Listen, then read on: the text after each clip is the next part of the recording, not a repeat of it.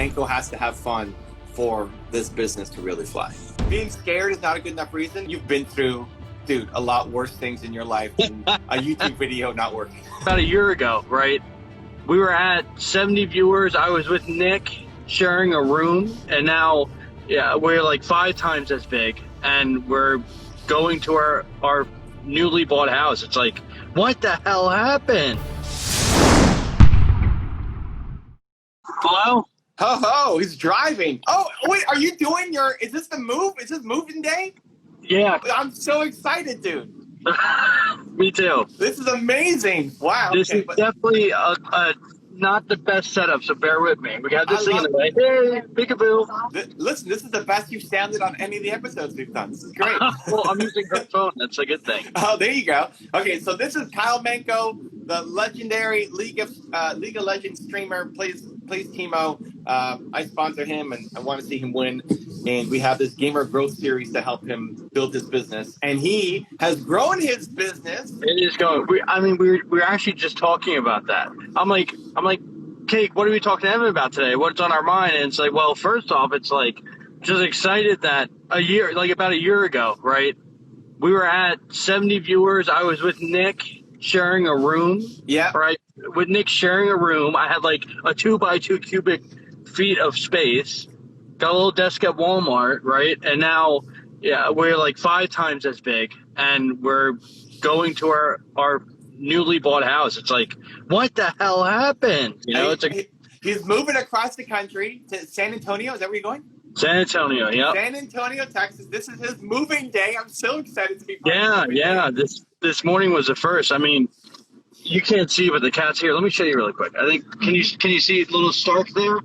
You got Stark and... Oh, yeah. Okay. It's kind of camouflage because you can see the ears. It looks like a pillow, but then you see the ears at the back. You see Lee back there? Oh, yeah, on the top. There you go. He's peeking out. But yeah, we have the full car packed. I love it, man. Cool. What a day. What a time to be alive with Carmichael. Yeah, it is exciting. Cool. Little, we did a lot today, but it's going well. It's good stuff. So what do you got? How can I help, man?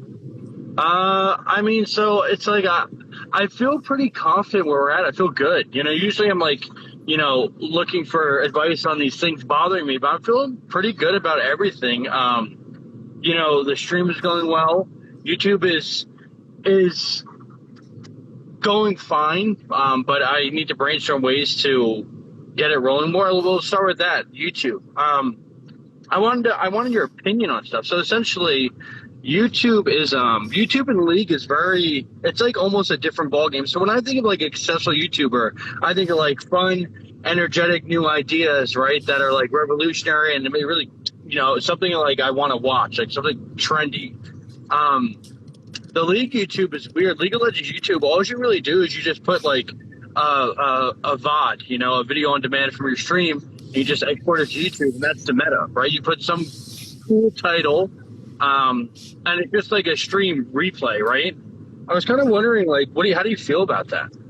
Well, you're doing custom videos for YouTube, though, aren't you? Like, you're going on your Smurf, you're creating some crazy build. By custom, if you mean going on a Smurf and building something troll, yeah, sure. But it's like not really that custom, It's just a catchy build, right? It's a catchy build that I put a cute thumbnail over, it's not much. But you're also starting the video like, okay, YouTube, here we go. We're building, like you say YouTube in the video. You have the mindset of I'm trying to make a YouTube video here. Yeah, I guess, it's a little bit, I would quote unquote more entertaining, a little bit more entertaining than a regular game for sure. But I don't know, I feel like I'm kind of bored of it. But it's like that's the meta, going out and doing educational content and like, super nice guys, that's like not something that is like easy to do. That's not the only way to do it. I mean, I think what you're doing is fine. It's going to be small. If you're getting bored of it now, that's a bad sign, because imagine 3 more years of doing the exact same thing. You're gonna want to pull all your hair out and beard hair out too. I mean, you're just gonna be so you have to evolve it. we do have big things planned, but we're launching it next season. Like, I do plan on making a guide a month, like a very comprehensive one guide a month, top jungle support, whatever. But we're waiting for next season because it's like, why would I put out a guide now when the season's ending in a month? Wouldn't you really get much value out of it? So we have that planned. We have, we also have, like one guide a month and one educational piece a month. But that's like in 4 months from now. So yeah, I'm trying to brainstorm ideas. What can I do from now to 4 months that isn't just a regular old gameplay? And like I said, you always look for, you said it at first, like the gaming industry or like the Twitch scene is so like there's no format, there's no structure. When it comes down to like the about me's and the profiles and like all that kind of stuff. Yeah. You said it when we first met. I thought it was a load of crap, but as we've gone on further, it's like he's 100% right. Like there is not like there's nothing really structural there. So I think with YouTube, it's like similar. Like the league YouTube is just, like that's all people do. Like you can do other stuff, and it works for some people, but the meta is just that. So what do you think? I think you're gonna be limited by who cares about Teemo, or just likes that kind of. I'll check out a Teemo video, but if you're only making Teemo content, you're only gonna get people who care about Teemo, which is gonna be a tiny portion of the league community. I think you have to decide whether you want to be there's the news kind of trending stuff that you can make videos on, or there's the more evergreen content. The real strength of YouTube is the evergreen, in that if people watch this video a year later, it's still relevant and valuable to them. So that sounds hard. Well, yes and no. Like if you're doing educational content, if you're talking about wave management, if you're talking about attack move, like there's a lot of things that would still be relevant in a year compared to right now. If you're talking about jungle tier list, then that's so patch dependent. You can pop hard at the beginning, but then once a new patch comes out, like who cares? Nobody's going to watch it anymore. That makes sense. Yeah. So I like playing in the evergreen space. I like playing in the content that's going to live forever. You're saying evergreen? Yeah, evergreen. How'd that come about? That look at your air filter in front of you. What is that?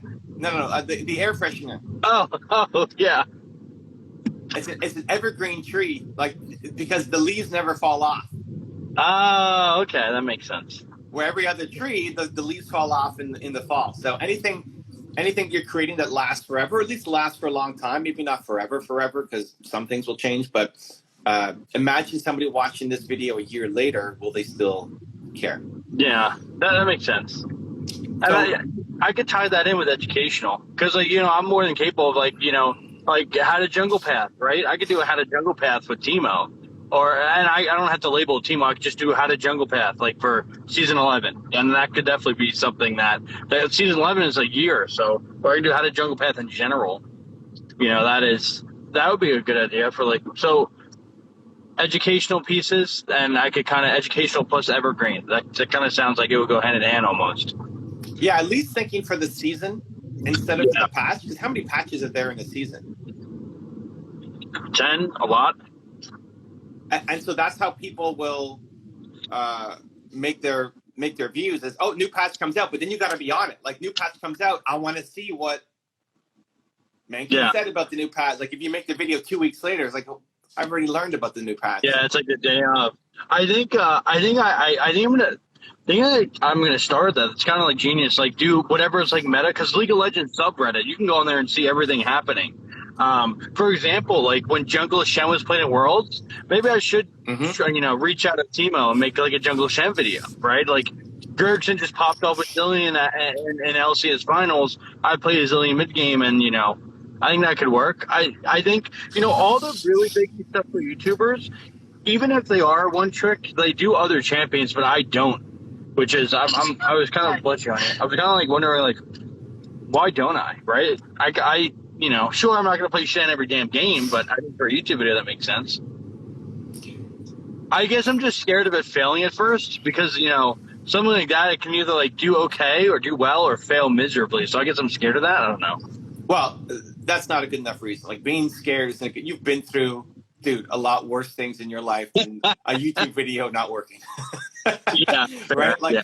being scared is not a good enough reason. I guess out of my comfort zone is better than being not a good excuse though, but yeah. But it's still not. Like you were homeless, sleeping in a car outside of Walmart.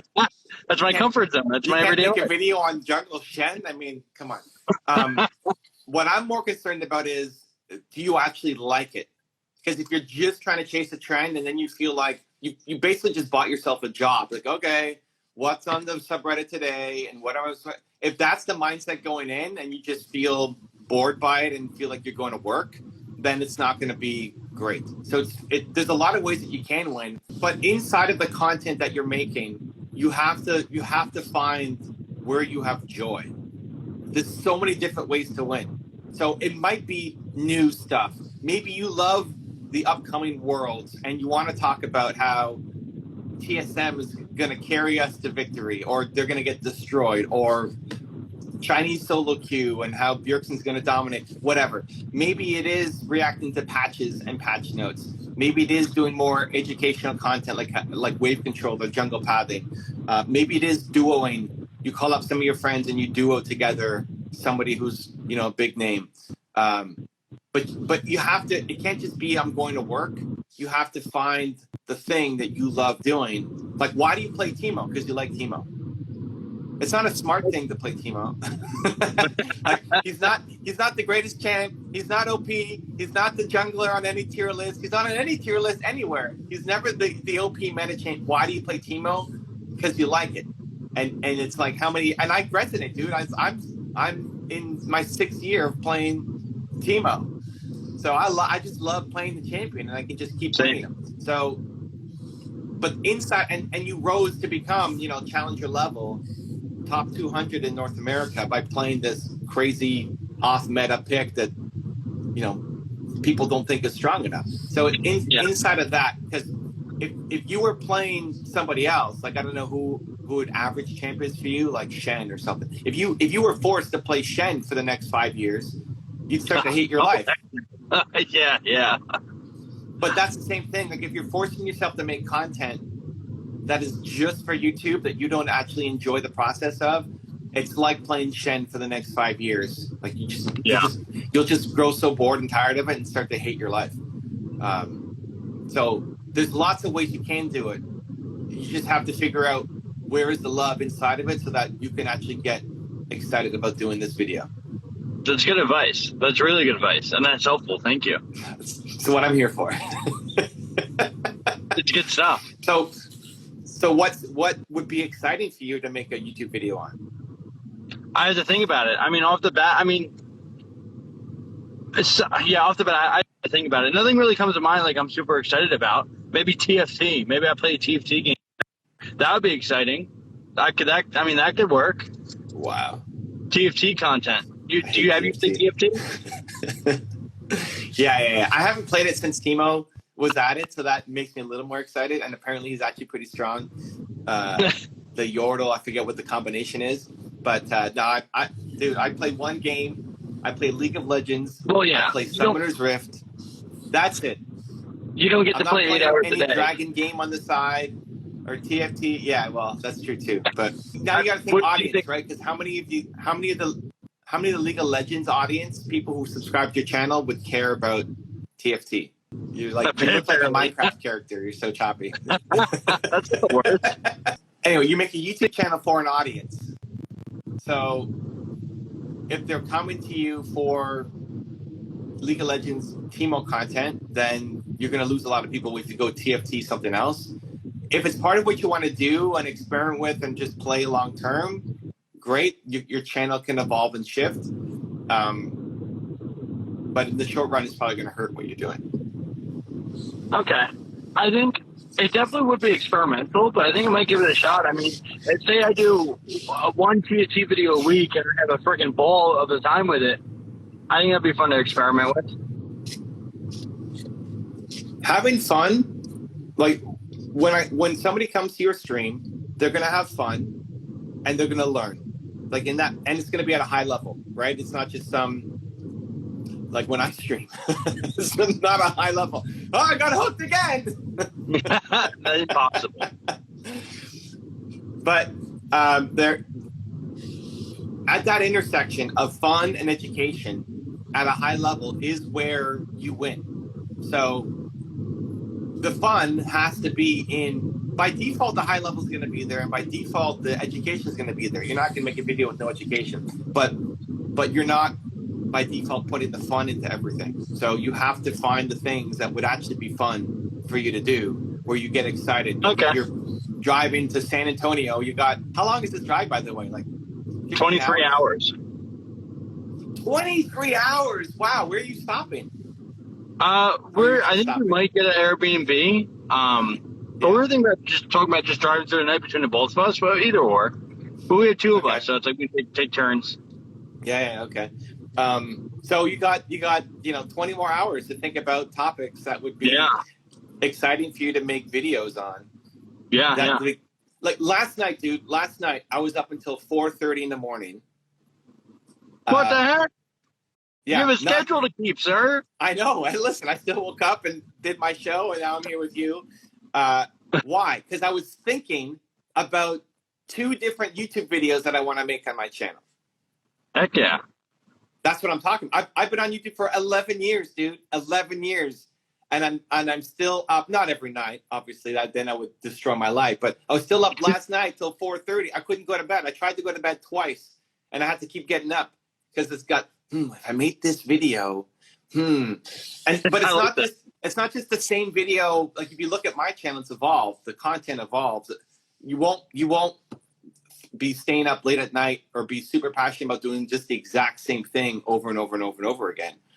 But it's inside that excitement. That's how you avoid burnout. Like people get burnt out in content creation because it just feels like the same thing. There's no excitement. It's just boring. The same thing over and over and over again. So that's on you to keep thinking about how can I make this more fun and exciting. You know, I like the advice you're giving. So like how to make it more fun, less a job, and how to find fun within gaming, essentially within streaming, within YouTube. And I think it's helpful because already up in my mind, I'm lately it's like I can't get enough of Teemo support. So that's like how to have fun while I'm streaming. And I can make that how to have fun while I'm doing YouTube. You might just see me pop out a week of Teemo support videos and me having a damn ball. So that's good advice, and that's already where I'm leaning. It's fun.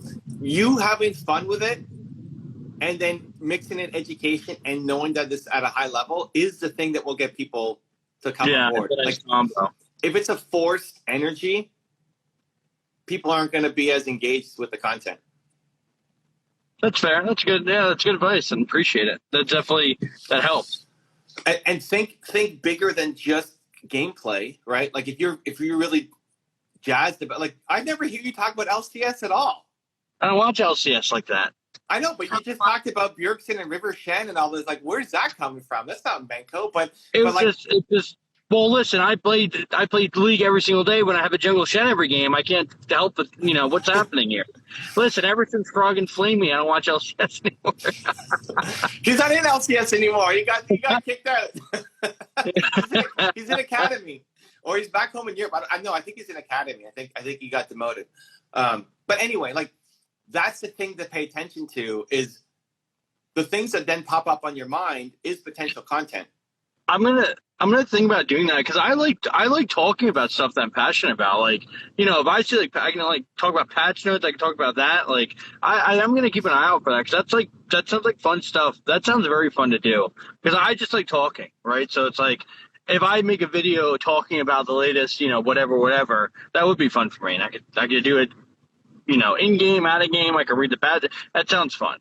So if you have a view on Worlds or you have a view on River Shen or Zillion, great, make a video on it if you feel called to do it. If it sounds fun. And if you never make another video about LCS again, then who cares, right? Move on to the next thing. How do you feel about us making a second channel? We did the 24-hour stream. One of the goals was make a vlog about the move, which we're doing. Yeah. How do you feel about us doing a second channel, or do you think I should just put that on the main channel? Depends on how often you're doing it. Probably not often at first. Then put it on the main channel. It's not going to do as well, but it's the people who will watch it will be much more into your universe. Like if you did a vlog about moving to San Antonio, the people who will watch it will love you so much more, and they'll be deep into your, like they'll be the hardcore fans who then now you're forming a real strong bond with because you're telling your story. But if you're gonna make, like if you're doing it once a week, then I would move it to a different channel. Once a week, different channel? If you're doing it once a month, then just put it on the main channel. Okay, fair. Let's see what else. Oh, I also had a question about promoting. Have you ever promoted something? Have you ever gotten to promoting? Have you ever looked into all that? You know, have you ever got promotion for your YouTube or Instagram or anything like that? Lots, but what are you trying to promote? So essentially, I'm thinking of Team PMA. Very excited about it. The whole jazz. We're website launching. I'm thinking about doing a little thing on my channel. Like, you know, I just record something. Hey guys, Team PMA has been doing great. If you want to check out our website, check down below in the links. You know, just a little intro. Maybe slapping it on my YouTube videos, a couple of them. See how that does. See if it gets clicks. I wouldn't know where else to go. Good idea, bad idea, not worth it.